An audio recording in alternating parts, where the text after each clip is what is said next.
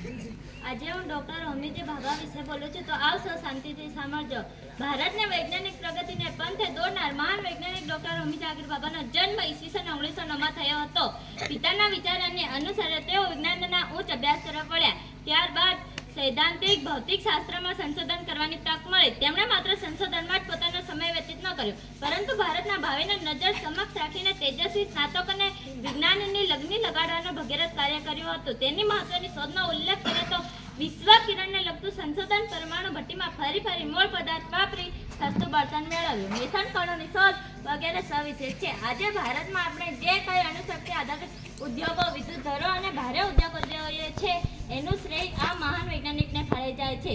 તેમની પાસે રચનાત્મક અભિગમ હતો। તેઓ શાંતિના ઉપાસક હતા। ટાટા રિસર્ચ ઇન્સ્ટિટ્યૂટમાં એકી સાથે 300 જેટલા વૈજ્ઞાનિકોને ઉચ્ચ કક્ષાની તાલીમ આપતા પોતાની વૈજ્ઞાનિક શોધો અંગેની એક વિગત તેમણે એટલી ચોકસાઈથી ચપકાવી રાખેલ કે 24/1/1966ના રોજ ડોક્ટર હોમીજી ભાભાનું વિમાન અકસ્માતમાં નિધન થયું। છતાં પણ રાષ્ટ્રના અણુશક્તિ પંચનું કાર્ય અવિતરણપણે ચાલુ રહી શકે તેમણે આધુનિક ભારતીય વિજ્ઞાનને વિશેષ કરીને અણુ વિજ્ઞાનને આપેલી દિશા તેમનું નામ અજરામન કરી ગયું। જય હિન્દ, જય વિજ્ઞાન।